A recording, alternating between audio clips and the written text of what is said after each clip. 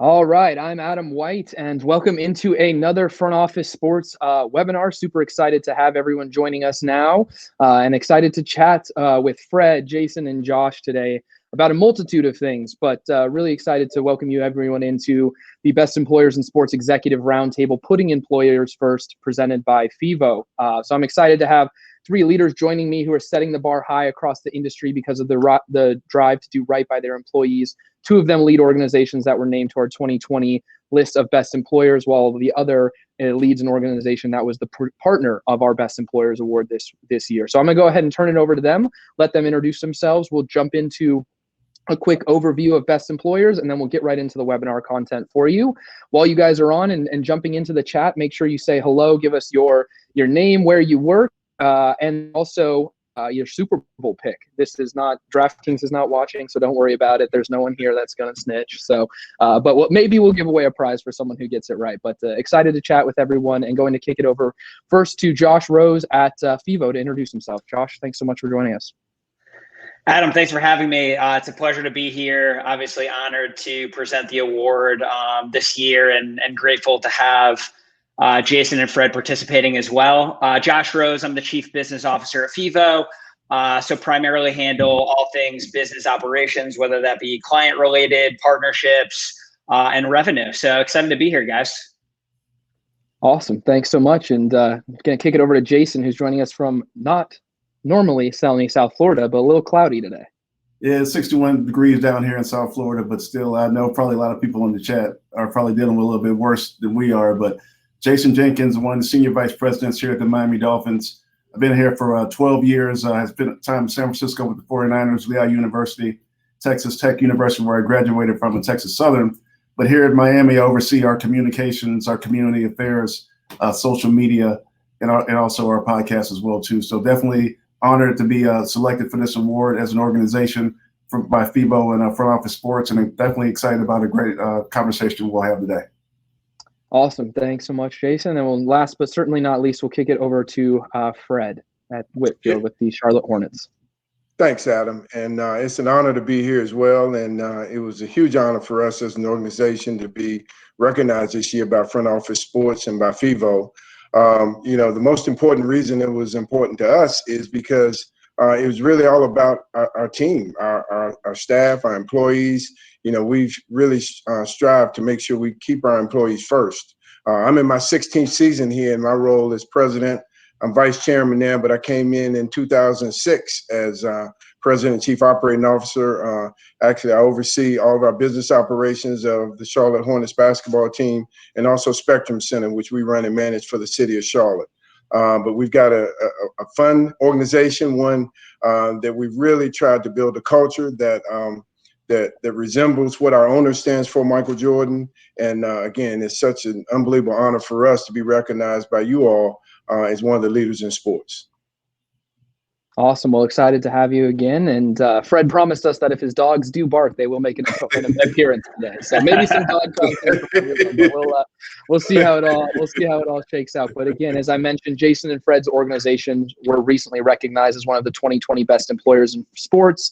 So first off, again, congratulations, you guys. Obviously, I know how much it means to us to present the award, and I know how much it means to you guys to receive the award. So for those who aren't familiar with it, so we established the Best Employers in Sports Award in 2019 with the idea to really recognize organizations across the sports industry that are doing the best by their employees. And the cool part is, as Fred mentioned, was that it's everything is submitted by employees, right? So there's no HR pitch, there's no PR spin. It's really coming directly from how employees actually feel about their employers. And so we feel it gives it a distinct advantage and even some more merit when it comes to winning it, because it's truly coming from the employees themselves. So everything is conducted through our primary research partner, Yardstick. It's an anonymous survey. And in 2020, we chose to recognize the top 5% of the organizations. And the key pillars for us this year were around the impact of COVID-19. Obviously, 2020 was a year like no other, especially in sports and entertainment and live events, diversity and inclusion, professional development, leadership, and then obviously work-life balance. So we'll get into all of that here in the next 45 minutes or so. If you guys have questions, feel free to drop them in the questions tab. We'll try to get to as many of them as possible. Really want to make this an interactive and engaging conversation. But of course, we would not even be able to do Best Employers in Sports or this webinar without our partner FEVO and Josh. And so would love to have, before we jump into this discussion, Josh kind of talk us through why FEVO wanted to align with Best Employers. Yeah, thanks, Adam. Look, I think FEVO as an organization puts culture and people above and beyond anything else, right? It's the number one priority for us. And as Fred was kind of alluding to, culture really starts at the top. So Ari, our CEO, he is the ultimate culture bearer. I've never been, working with a partner in the business and having somebody who leads, our organization, who puts such a focus on culture and investing in people. I think a lot of companies do it backwards, right? They look to optimize the product, or they look to, over deliver on revenue, or they look to focus on process and systems. And, they think that the output of that will be great culture, which is not the case, right? I think if you put together a really great culture and, lead by your mantra and your values, it's going to pay dividends throughout the organization, right? Ultimately, you're going to have happy employees who are super invested in the business, who care about the mission, and what's going to happen from all that, right? You're going to have great product, happy clients. The business kind of KPIs will be there, right? So Ari, really leads by example, and I think he puts a lot of focus on culture and people, and that's why we were so excited to align with you guys on this initiative, Adam. And I think the way that you guys go about it, as well as you kind of mentioned, the anonymous, kind of yardstick process, and really getting organic feedback from the community, right? Like this is really about great organizations like, Jason and the Dolphins and Fred at the Hornets, who just like FEVO are putting their employees first and have all sorts of really important, cultural initiatives, employee initiatives, development initiatives, care about work-life balance. These are all things that are super, super important to FEVO and to Ari and the team. And that's why we're thrilled to be here, obviously. Awesome. Well, excited to have you, and excited to have this conversation now. So we'll jump in and we'll kind of get to some conversation starters here, but would love to obviously, we started about talking about COVID-19 and everything that transpired there. It's no surprise, and we've kind of all been a part of it or impacted by it. But, I'll kick it off for Fred and Jason in terms of just like, how did COVID-19 impact the organization? How did you guys change things day to day? Putting yourselves as leaders to the test, right? Transitioning from what is a in-person job for Fred, and many times 41 nights a year when you have basketball games at home, to everyone working at home. How did you guys be able to navigate that as an organization? And I guess Fred, we'll start with you. Okay, thanks, Adam. And you mentioned the 41 nights a year, but for us at Hornet Sports and Entertainment, we look at it as a much bigger picture. We run and manage a Spectrum Center. Our goal is to have our arena busy, 100+ non-basketball nights with concerts, family shows, conventions, and the like. And so it was a dramatic change for us. As I mentioned, you mentioned my dogs. I am at home. We've been working remotely since March the 13th, and our teammates have been, working from their homes. What I will say is that I'm extremely lucky to work in an organization and help lead one that has a really, really strong senior leadership team that really has embraced, Michael's ideals, what our brand stands for. And I'd say, we've probably been more connected than ever during COVID. I have to give a lot of credit to our Chief Operating Officer, James Jordan, who's a 31-year military veteran, retired, and he's been with us for 8 or 9 years. And even before we were displaced from the arena, James had a concept and idea that I'm sure came from his military background of putting a task force together of all of our senior leaders, which sort of replicated what our Monday morning senior leadership meetings used to be in person. And we added our managing partner, Curtis Polk, to that meeting, and plan to have those meetings Monday, Wednesday, and Friday. And also, while we were out of the office, make sure our department heads had their department meetings as they normally would if we were in the office. And then give us an opportunity as senior leaders to just put our heads together and be able to identify upcoming problems, upcoming initiatives. There are a lot of moving pieces that were happening even before we got through the summer and got into the season we're in now. And so I think, being connected that way and having our department heads really working with their departments and bringing those ideas back gave us the opportunity to have a lot of synergy within our organization, and the left hand working to help the right hand, us being able to facilitate things the basketball operations may need in the summer, like our mini bubble that we created here in Charlotte for 2 weeks to get our guys back on the court. But I think for Michael especially, and me being lucky and fortunate enough to having worked at Nike, and Michael's 35 plus year relationship at Nike, we learned a lot there about culture and the culture that Phil Knight and his senior management team has built over the years. And the 8 years or so that I was there in different roles, everyone there absolutely loved being there. They felt like they wanted to run through a wall for Nike to continue its growth and dominance in the footwear and apparel business. We aren't ashamed to say we're emulating a lot of those things that Michael learned, and he, as our owner, brings to the organization. I'm honored to bring a lot of my best practices and lessons learned during my time at Nike, to be able to share that with our teammates and have them embrace that. And so it's been a complete team effort as we've gone into the season now. We started the season and a continued playing with no fans, which is obviously a very unique situation, and that's dictated state by state and market by market. In our state, we're working closely with our governor and Secretary of Health and Human Services to make sure we're putting health and safety first, abiding by the protocols they put in place, but also being able to activate our games in a way that our players feel comfortable, they feel safe, the opposing team feels safe, the officials feel safe, and those that have to work to activate the games feel safe. And so it's a different procedure. There are different procedures we're going through, but I'm confident that our team is committed to doing everything we can to put health and safety first, put our people first, and it all starts with the owner. Last and not least, I'd say I'm also very proud that our owner chose, not to lay off anyone during the pandemic, not to furlough anyone, not to cut anyone's salary, have them understand that it was really, or is really important to him that we think about our Hornets family. Even our part-time staff, we paid our part-time staff for games they were scheduled to work through the end of last season, and also for concerts and family shows they were scheduled to work even though they had been postponed. And I think that certainly is something that our teammates inside the organization have truly appreciated, and it just shows more to them just what a commitment Michael has made, not only to our organization, but to them personally and also to the Charlotte community. Awesome. No, it's exciting to hear, and pretty case in point why you're one of the best employers. I think you summed it up really well there. So appreciate it, Jason. I'll kick it over to you from your side of things, and COVID and just the impact and how you guys rallied around that, and potentially even came forward and through it with stronger bonds similar to Fred, and whatever may else have you guys brought forth. Well, I mean, I echo Fred's sentiments as well, and there's no it's obvious why they were able to get this award, and why obviously they have a great culture.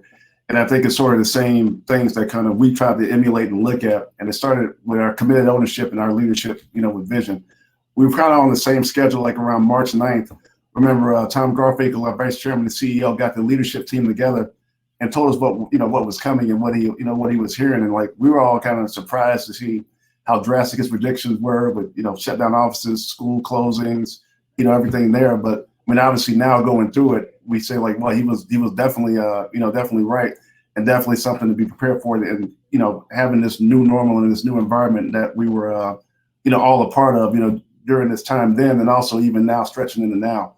So, once the world changed and, we closed the offices for health and safety reasons, and wanted to make sure everyone was checking in from a senior level, checking in with their direct reports, all the way down. And he kind of gave us the charge to be prepared, creative, and united. Those were his words: be prepared, creative, and united, during this time. So we sort of innovated and pivoted to projects that really fit our mission, which was at its core having a results-based culture with heart.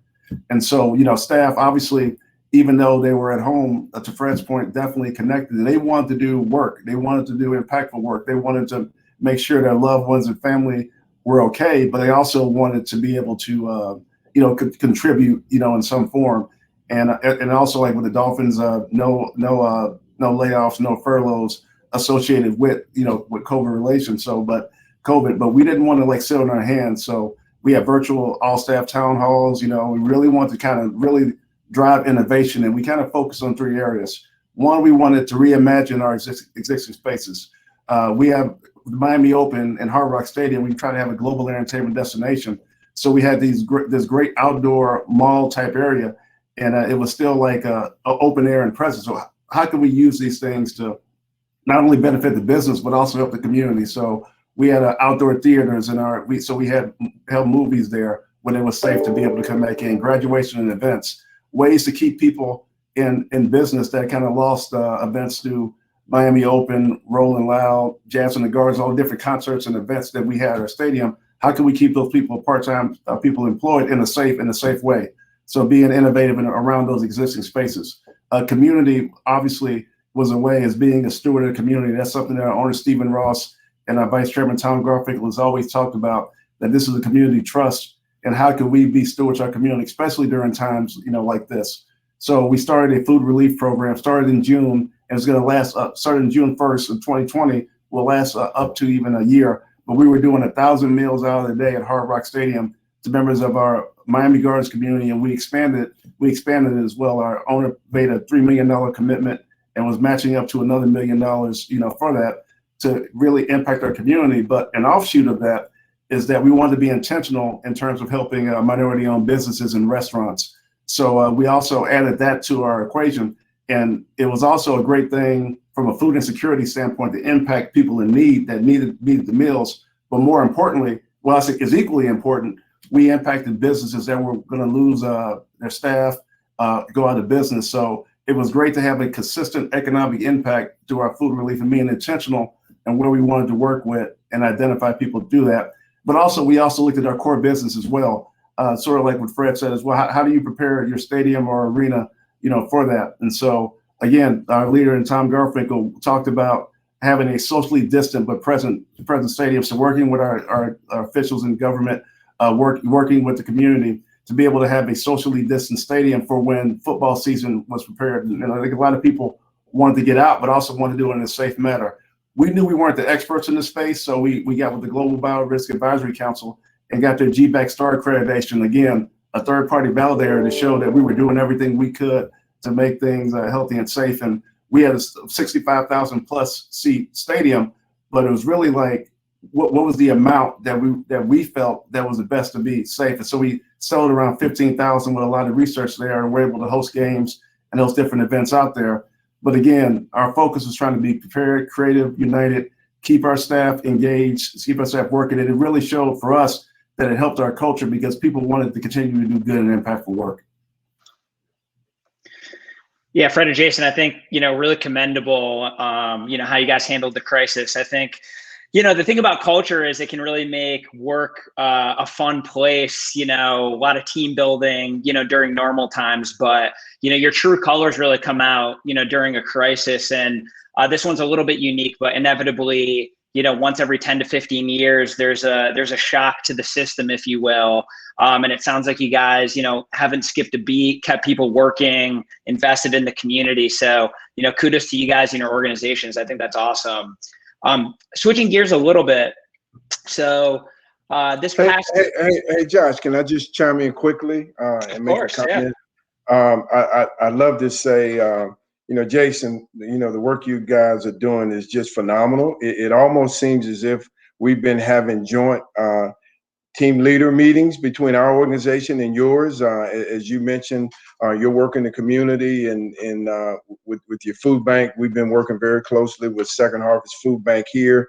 We turned our normal Daie service that is sponsored by Bank of America and turned it into a week of service here. And we focused on Black-owned restaurants and been able to have those restaurants provide meals for our frontline workers. A lot of the same things you guys were doing, the biorisk, certification. We were awarded that as well, and felt like there was an unbiased third party that was saying that we were doing everything we could to create a safe environment. And so I commend you guys, and Tom, I know is a great leader, and I respect what you guys are doing. So congratulations on all the great work you guys are doing in the Miami area. It's awesome. Thank you. Good culture's got to stick together, guys. It's cool that you guys, your organizations are actually talking and collaborating together. Fred, I also thought it was cool, you talking about emulating, Nike's culture, right? Obviously for, I think, the senior executives listening in, one of my big takeaways from listening to you guys speak, and obviously this goes for FEVO as well, is culture is really set at the top of the organization. And I think, whether it's Nike, we look to emulate Netflix culture here at FEVO. They do a lot of really cool employee initiatives and a lot of investing in freedom and responsibility for their employees. So I think it's, it's easy to look around and actually find companies who are doing really cool initiatives. And, you don't always have to reinvent the playbook, right? I think, look at what the Dolphins are doing, look at what the Hornets are doing, look at what other companies are doing, like Fred mentioned Nike, and there's a lot of really good information out there for people to emulate. Jason and Fred, you guys both talked about, giving back to the community, investing in minority, businesses, and looking to really make sure that, your community initiatives are running strong during COVID especially. Let's talk a little bit about the social issues that we saw in society this year. How did you guys, kind of open up a dialogue around diversity and equity and inclusion, with your employees? Obviously, very important, topic in the workforce today. And we saw some social issues, popping up around the country this year. Curious to kind of hear from you guys how your organization handled that. You want me to start? Please. Sure. I'll start it off. First of all, we're honored that our owner, Michael Jordan, is the only African-American majority owner of any professional sports team in the 4 major sports leagues. And I say that to say that he has a lot of pride in owning the team, but it's not about him being Black, but him being a great owner and us being great operators. I think we're very fortunate that we are a very, very diverse. In fact, we're one of the most diverse executive teams within the NBA, and it happened organically. When I got here in 2006, we were the expansion Charlotte Bobcats and had been playing for 2 years in our league. And our prior owner, Bob Johnson, who most of you know, started BET Television. And when he started his organization here in 2004, he just went out and tried to hire the brightest and the best. And in that effort, I inherited Donna Julian, who's our executive vice president and general manager over at Spectrum Center, who helped build the arena. When I looked around our executive leadership team, we had a lot of diversity already, but we've been very intentional about diversity and inclusion. We've been very involved with the NBA, who is very active and committed to diversity of all types and inclusion of all types. I've been fortunate to sit on the Global Diversity and Inclusion Council of the NBA from its inception, and we've been very intentional about talking to our teams about how we can all become very, very diverse at all levels and all parts of our organizations. That's on the basketball side, that's on the business side, that's throughout our organizations. And I think we at the Hornets have found it somewhat easy because we've, again, taken the philosophy that Nike has taken over the years and really trying to put the brightest and the best team of leaders together, knowing that, if you're a diverse organization, not only is it the right thing to do, it's the smart thing to do, to have those different thoughts and ideas around the table and people be able to accept and embrace people that think differently than they do. And so we've been committed to that. And then in Charlotte, again, we're a sort of unique community in the South. I'd say we have an African-American female mayor in Vi Laus, who's phenomenal. We have an African-American city manager, African-American police chief, African-American fire chief, very diverse city council. And we in our organization, in our city, in the corporate community, have been very sensitive to economic mobility, especially after a Harvard study came out, and I think in 2014, that ranked us 50 out of 50 at the bottom in economic mobility. That was a real eye opener for our community, for our corporate base. And we all decided, we have to do something about this. And, prior to the George Floyd incident, we had our own incident in 2016 with the police related shooting of Keith Lamont Scott. And our organization, immediately after the riots that, actually caused folks to break into our fan shop and do a lot of damage to our arena, we felt like, and our players felt like, they wanted to be on the forefront of making a statement around not only social justice, but economic mobility. And so our players started a scholarship fund to be awarded to underserved minority kids and that wanted to go to college and pay their full tuition, room, board, books, the whole nine. And that's been a program that's been well received in our community. When Michael bought our team a little over 11 years ago, he made a commitment to the city and the community that we'd be heavily engaged in initiatives that are people of need that needed our organization to really support and uplift. And so with that, we established our 4 pillars within our community service platform. Our executive director, Betsy Mack of our Hornets Foundation, works in the community to identify great causes and initiatives that really dive deep into these 4 initiatives. And then as things have continued to progress in the social justice space, you probably saw where Michael and Jordan Brand committed $100 million over the next 10 years to causes of social justice and economic mobility, causes around voting and making sure that people understood how to get registered to vote and what the voting process was about. Well, we embraced that as well as an organization and started a voting program that we call Swarm the Polls in November, which allowed us to have our arena be an early voting site. We were able to hold seminars with our coaches and our players involved to really encourage people to vote and what it took to vote and take away any impediments they may have in getting to a polling place to actually cast their ballot. And then just last week or 2 weeks ago, around Martin Luther King holiday, we announced our social justice platform and how we're going to continue working for racial equity and social mobility and continue working side by side with other companies through our Charlotte Executive Leadership Council and our Charlotte Regional Business Alliance to identify programs that will take young people that may not want to go to college, but get them trained, get them internship opportunities, learn a trade, and be able to have a productive career and have the companies in Charlotte be committed to hiring those young people as a part of their program moving forward to move economic mobility along. And so, needless to say, we're looking to get out of that 50th spot, and I think we made some progress here in Charlotte. But it's been a community effort, and I'm just thrilled and honored that not only Michael, but everyone within our organization is committed to doing everything that they can to have every one of our citizens, every one of our fans in our community, have Charlotte be the best place it can possibly be to work, live, and thrive. And that's for all. And so with that being said, our commitment isn't going to change. We're going to stay involved in the voting space as we move forward to, elections in the future. As you all know, the local elections and statewide elections are every bit as important and may be more important to people's day-to-day lives. And having people involved and engaged in that process is also very important. But we're committed.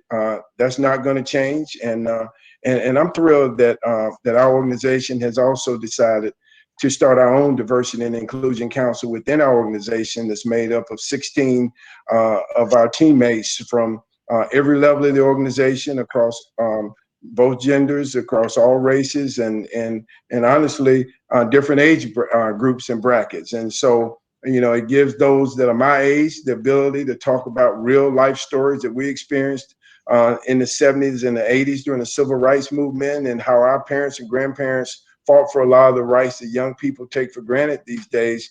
Make those stories real and just be intentional about having those really tough conversations. And I think we're fortunate because of the diverse makeup of our organization that everyone embraces those conversations. You guys are doing a lot, Fred. It's amazing. I think just the fact that you're able to name the chief of police and the chief of the fire department, and what's going on with local economics and politics. It really shows that you're invested in the community. So kudos to you guys. That's really amazing. Jason, what about you guys? What are you guys doing in South Florida? What are you guys doing at the Dolphins as it relates to diversity and inclusion? Well, I just echo, a word that I continue to hear from Fred throughout that definitely resonates with me, and I think it's intentional. Being intentional about what your goals are, being intentional about what you're trying to achieve, and then you'll get those great results that you mentioned there. And obviously, I'm sure Fred will say there's a lot more work to scratching the surface of what can be done. But it's amazing just to hear of all those things, as well that they're talking about. And one thing I will say, in terms of having an owner that's African American, having leadership that reflects the community, I think is something. I'm not looking at it as African American saying here, we're not symbols, but we also have the ability to show what can happen, what can become when you have organizations that look at equity, look at inclusion, and look at hiring what they feel are the best people, as well too. So kudos again to the ownership and leadership, with the Charlotte Hornets, but also how it's reflective of the community. And we try to emulate the same things here, in South Florida with the Dolphins as well. So we're fortunate. We have an owner, Stephen Ross. He created an organization called RISE, the Ross Initiative for Fortune Equality. He's been very heavily in the space for many years. Also with Tom Garfinkel, who I mentioned earlier. So we sort of been living, some of these things now. So unfortunately, when some of these events happened in 2020, we weren't in like a what do we do mode. It's like how do we continue to build upon what's been done to really really impact our community and impact our staff as well, who are obviously dealing with issues of morale and some of the challenges associated with current events were going on during that time.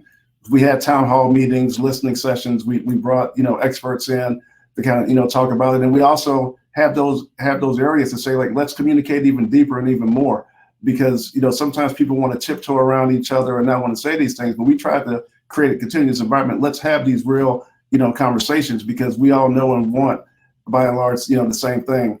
We also created a diversity network and D&I committee along with the Women's Network. We have different people reflective in our organization, race, age, gender, sexual orientation, identity, ability, or faith.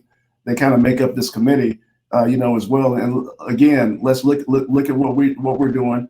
Let's look and see if there's things we can be doing better, and let's be open and honest and transparent about what we want to do to kind of not only move these conversations forward, but just be intentional about the acts we want to create to make a difference within the organization, but also in the community as well too. In the community, we had a program called Football Unites. For those who are in South Florida, you go 15 minutes in any direction, different socioeconomic lifestyle, culture, etc.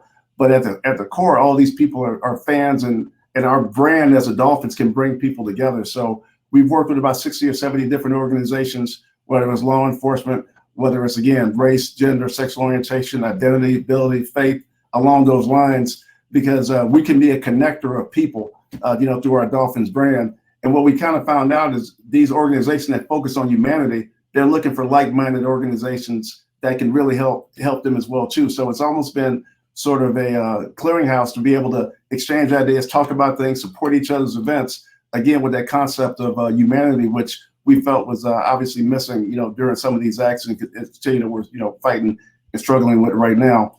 And the whole concept behind that program was to improve relationships, experience our culture, and foster understanding of each other. And so we've seen some great results. I mean, obviously we're not there as an organization or a community as a country, but we're not going to stop with everything that we're doing to try to achieve these things that we all feel are going to be needed in important society.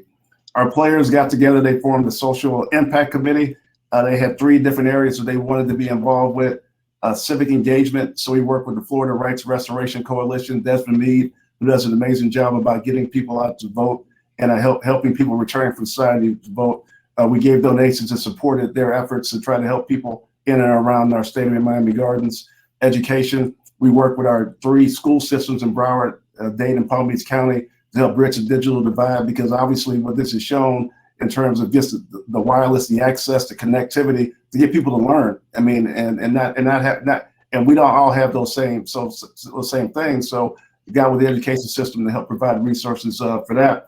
And also economic empowerment, which again, that intentional word, is how can we be intentional about using our brand forward? So we work with Florida Memorial University, historically Black college here in Miami, and one of the couple ones in South Florida.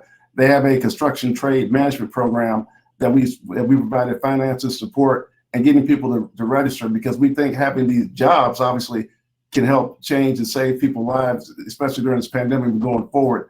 So we wanted to create economic empowerment and economic opportunities, and we'll continue to do that as well, using our brand to move this thing forward.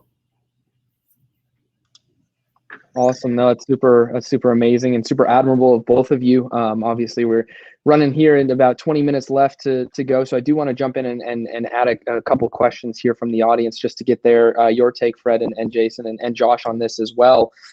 So quickly from Eric here, he's asking, what strategies are you deploying to identify, inform, and build consensus on evolving short and long-term needs of your workforce? And how do you prioritize the steps required to address them? So Josh, maybe I'll kick it off with you, and then we'll follow it up with Fred and then back to Jason.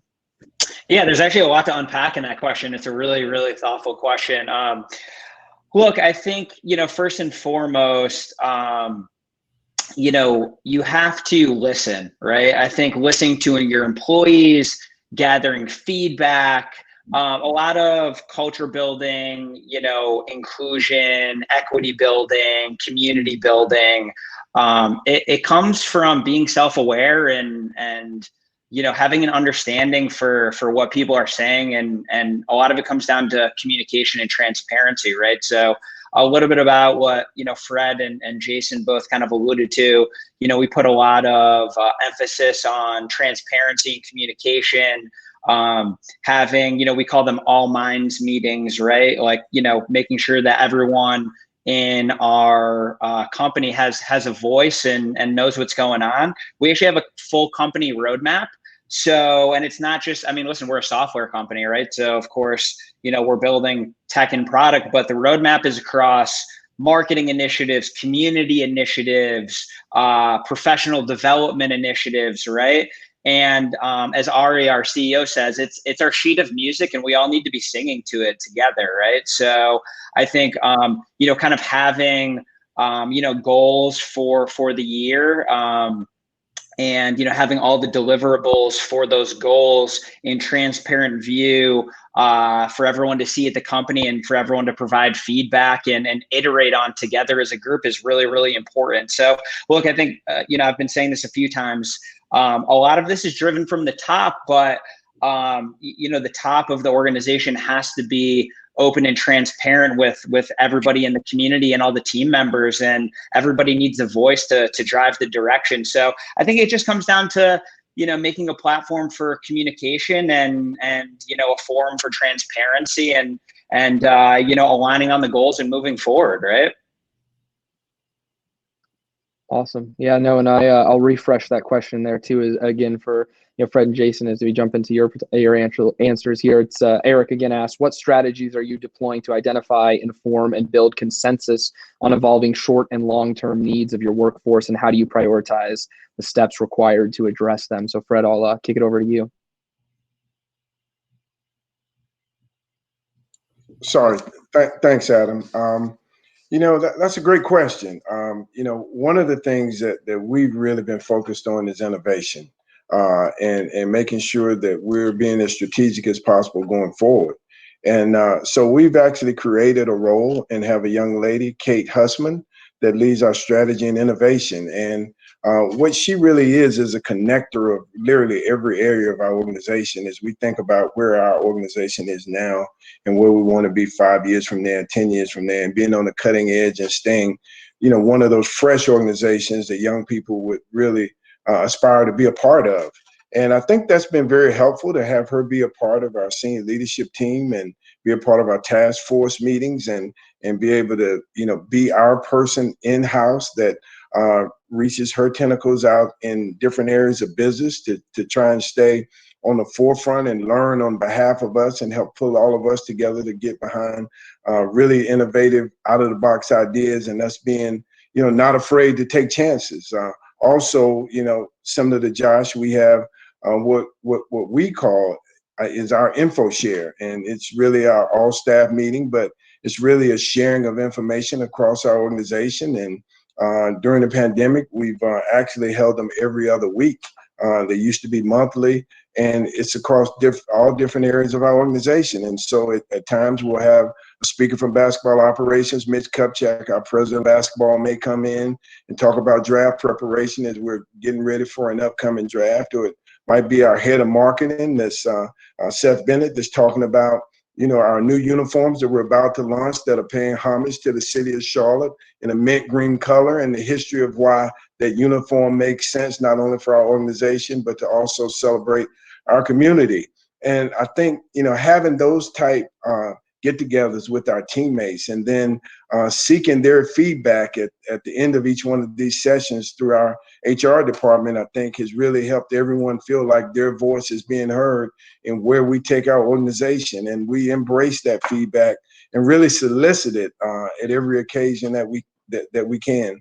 And then last but not least, you know, being involved in the community and being on the forefront of, you know, where our community and where our state is going, being involved at the state level, working with our governor's office, our prior governor, Pat McCrory, and our current governor in what he's doing to move our state forward, and also working with our legislative leaders in Raleigh to make sure that we're on the forefront of where our state's going, and then getting back on the local basis and working with our county manager, our city manager, our mayor, to make sure that we're involved and engaged, and then being a part of these nonprofit organizations that are heavily involved in the community with corporate support, and being able to hear what great ideas, you know, are coming out that we should be involved and engaged, and have our organization and our teammates, you know, have the opportunity to really express themselves and be engaged in that. And so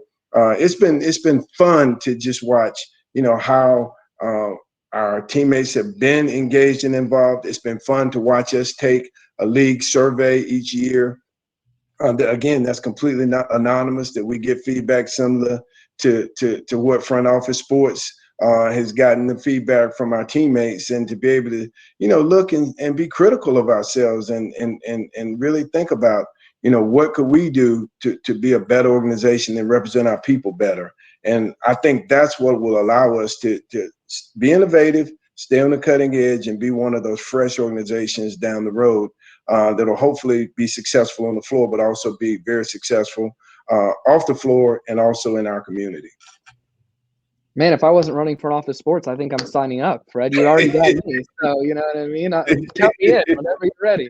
No, I love you know what, Adam? What I will say is, you know, as I hear Jason talk about the Dolphins and the great things they're doing, you know, even though we have not collaborated on anything, it gives me confidence that we're doing a lot of things right because they're doing it right. And to hear him talk about the initiatives that they've started, and his owner, Stephen Ross, and his commitment to the community really reflects very similar to our owner, Michael Jordan, in our community. You know, Tom Garfinkel and his leadership is something, you know, that I aspire to do within our organization, and having all of our teammates get behind what we're trying to do. So I just applaud the Dolphins, and it's really been inspiring to me to hear the great things they're doing, because it gives me confidence that hopefully we're doing some of the right things.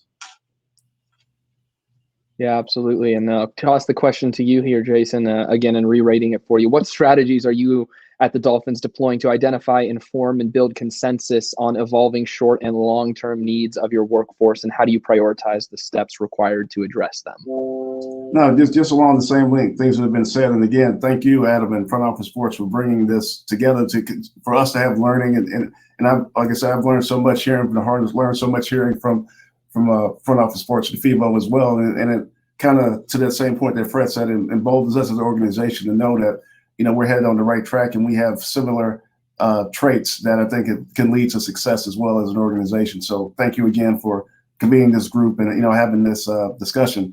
You know, for us, it's along the same lines, communication, getting groups together, town hall meetings, listening sessions. We have senior staff luncheons where we get with staff and kind of in a low key, low stakes environment, kind of learn, grow. And I think that's one of the main things is, one, you don't have to know you have all the answers. You know, you have to show like the heart and the leadership and framework to try to create positive results. But also, I think people look at the word conflict. I think that's sort of like a bad word in terms of how you do. I mean, there's nothing wrong like to kind of challenge and push each other. And I think that's something that we've been asked to do as senior leaderships and do as well, not in a negative way, but also like let's challenge each other because to be great and do the impactful work that needs to be done.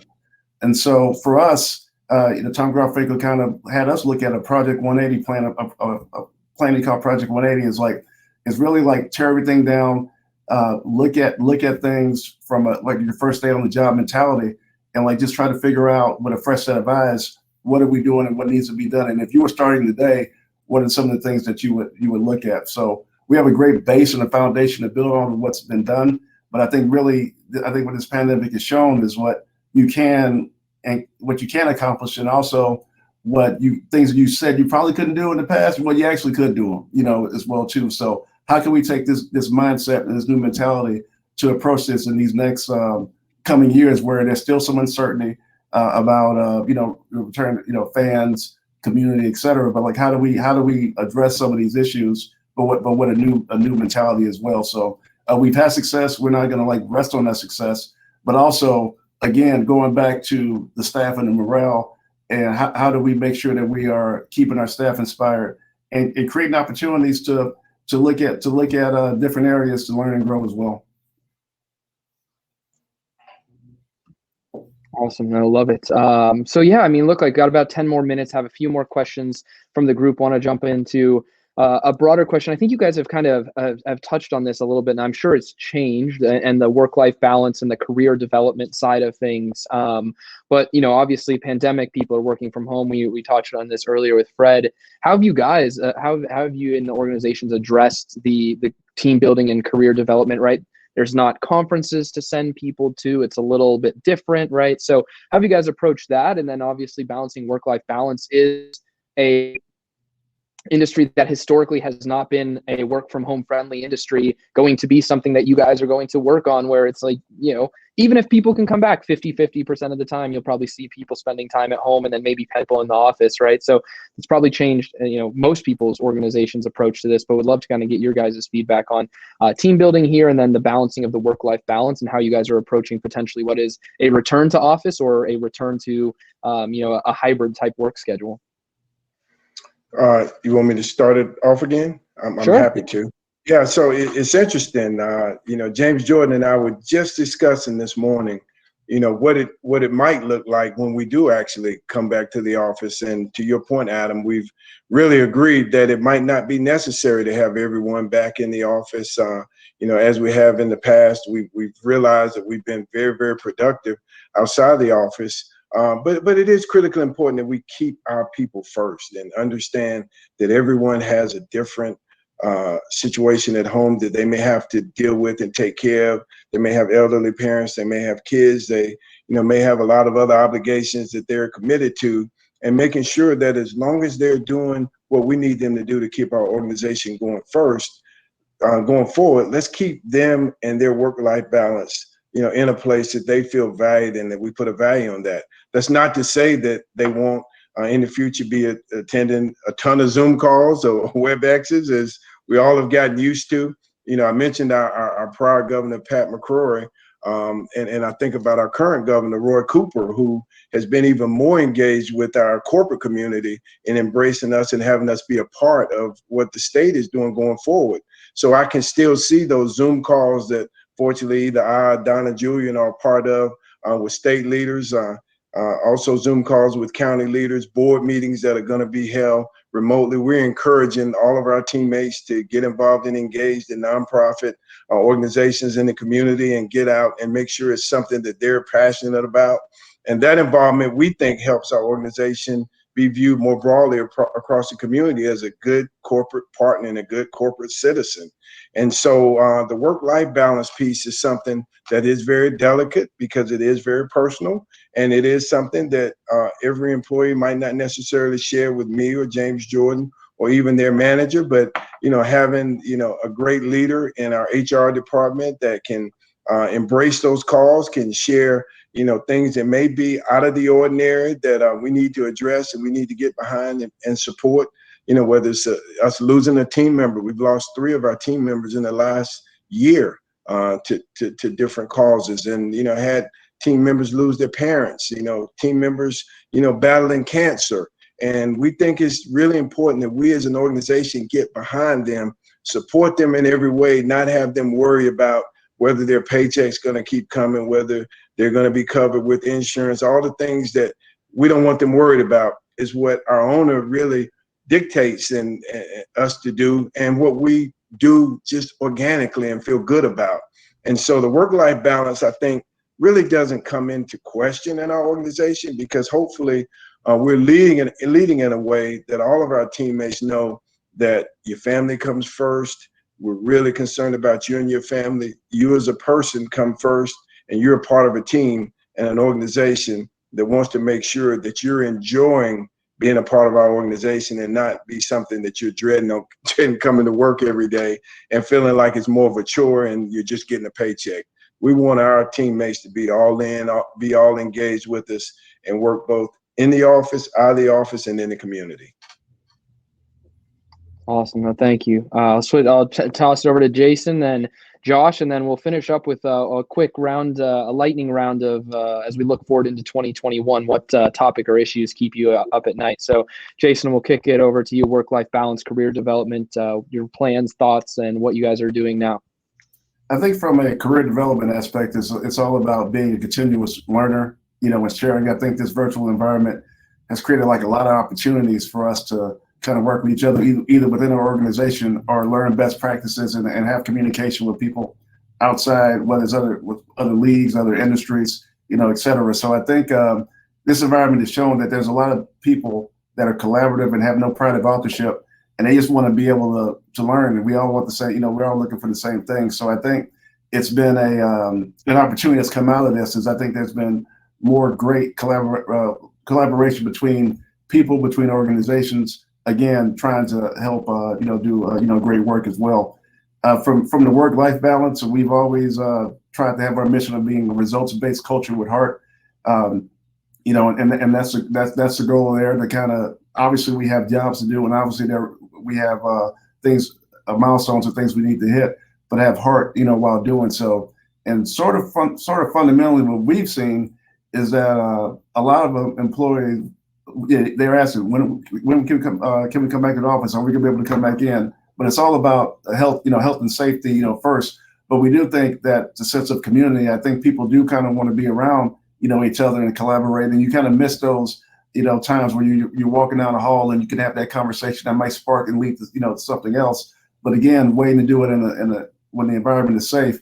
But our staff, by and large, has expressed interest in coming back. But also, we have these technology and these environments to help, with the sharing and getting those results as well too.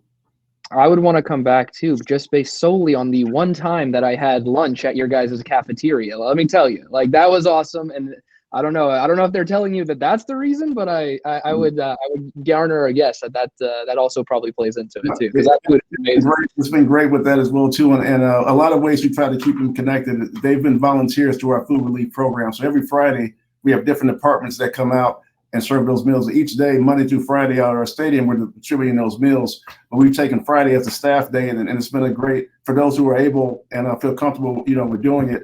It's been a great see people again, but also do work by departments as well. So that's been another opportunity for us to keep those connections going from the organization. Love it. So I can speak to a little bit about, work-life balance, flexibility, professional development from a FEVO standpoint. I will second that I've eaten in the Dolphins cafeteria twice, and the food and the buzz in there is top-notch. So I'll reiterate that. Sounds like I need to get there, Jason. Oh yeah, you do, Fred. You do. You got to put that on your stadium bucket list. The Dolphins employee buffet it's clutch. They definitely know how to feed their employees. That's for sure. Look, I think COVID obviously presents its challenges with work-life balance and professional development. I will say I'm really proud of our culture and kind of the culture that Ari created, even pre-COVID.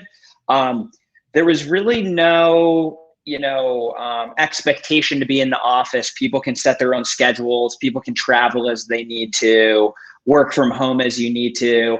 Kind of as Jason alluded to, people want to be with their colleagues and their teammates and their employees, right? So I think giving people the flexibility, the answer, probably lies somewhere in the middle, right? You're going to attract really good leaders who are independent, but they're also going to want to collaborate with their teammates. So, I think giving people the flexibility is terrific, because if they need a day from home or they need a family day or whatever, let them take it. But I do think, they're gonna work to collaborate and see their teammates at the same time, right? So in my mind, kind of a hybrid model is a good thing that will hopefully come out of COVID.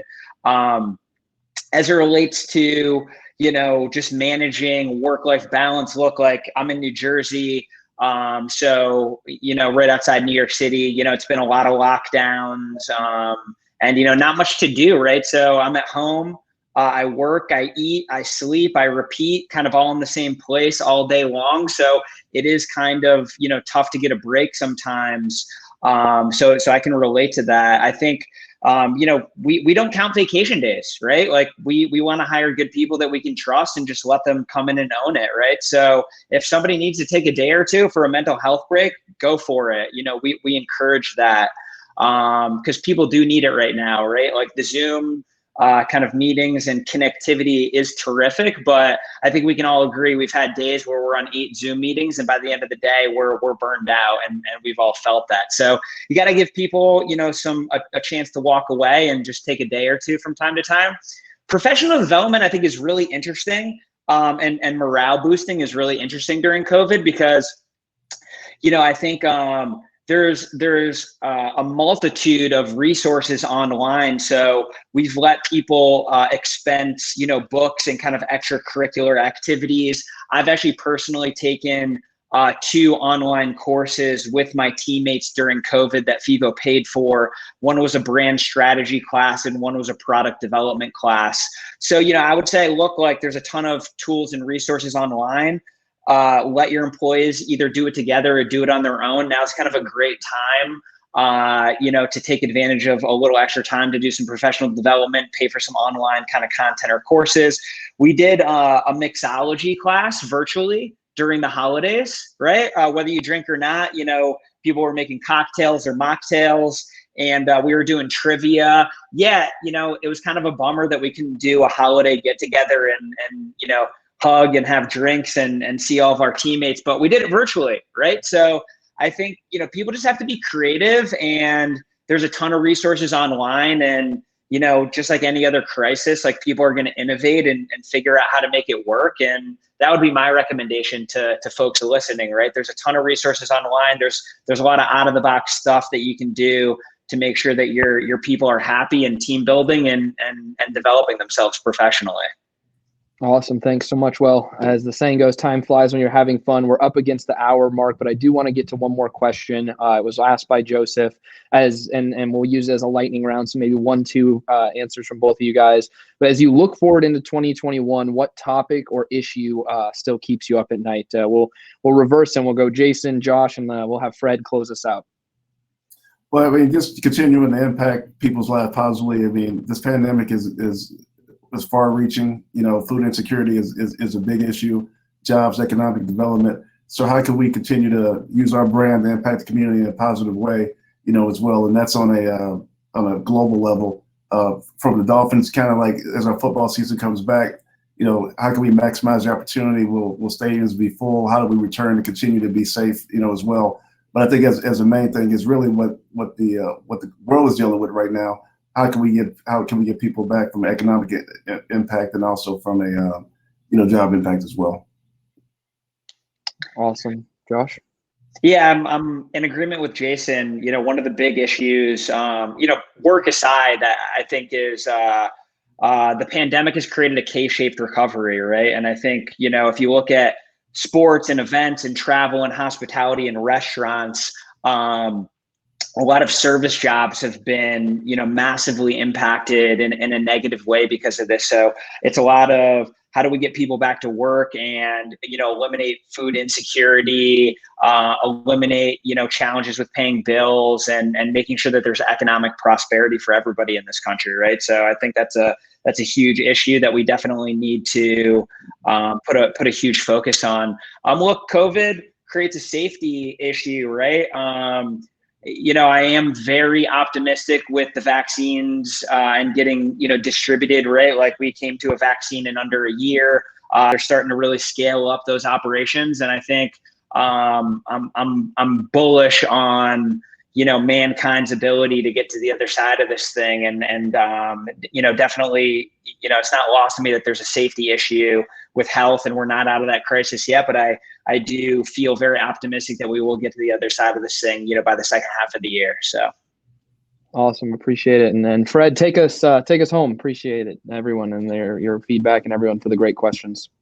Yeah, thanks, Adam. And I agree completely with Jason and Josh on their comments, and we'll be focused on how we continue to be engaged in the community, how we can continue to provide the economic impact with the Spectrum Center that we can for our region. But, coming out of COVID, being one of those organizations that at this time is not allowed to have fans in the building, what does that mean for us going forward? We're really focused on, when we'll be able to get back in the building with fans, how we can assure fans that it's safe to come back in, how comfortable will they be, when will we get to full capacity, when will we be able to host concerts and family shows again and be able to reschedule all those postponed concerts and family shows, and really thinking about, what does it mean to come back to the workplace and when does it come back to the office? Does it mean a hybrid, as Josh alludes to, or all of us coming back at once? All of those things are certainly what keep me up at night, and I'm sure keep our executive team up at night. But we're prepared, engaged, and we'll be focused on trying to do everything we can to make the right decision to continue moving our organization forward. Awesome. Well, I really appreciate all of you and for joining us, Jason, Fred, and Josh, and then Jason and Fred. Congrats again on Best Employers. I think it's very evident to everyone who is here why you guys won and why you guys were among the top 5% this year. So kudos again, and kudos again to your organizations for what you've been able to do, what you're striving for going forward, and to Josh and FEVO. Really appreciate their support in Best Employers and being a partner alongside of us and allowing us to put together not only this event but the award and have it as a really kind of rallying point for organizations like Fred and Jason's and the Hornets and the Dolphins. So yeah, really appreciate all of this, guys. Thank you so much for joining. For everyone who jumped in the chat and was able to listen in, thanks again. If you want to share it with your colleagues or anyone else in your network, there will be an email afterwards that'll send you a recorded version of it, so you guys can feel free to pass it around. But Jason, Fred, and Josh, really enjoyed it again. Thanks for everything. Congrats again. And here's to hopefully within the next few months, knock on wood, we have fans back in the arena. We're seeing each other in person again, and everyone is going to the Dolphin Stadium to eat at the employee. I know I am. I know I'm there. Don't worry about it. Awesome. Really appreciate you guys. Thanks again, and best of luck with everything. Thanks, guys. Thanks, Fred.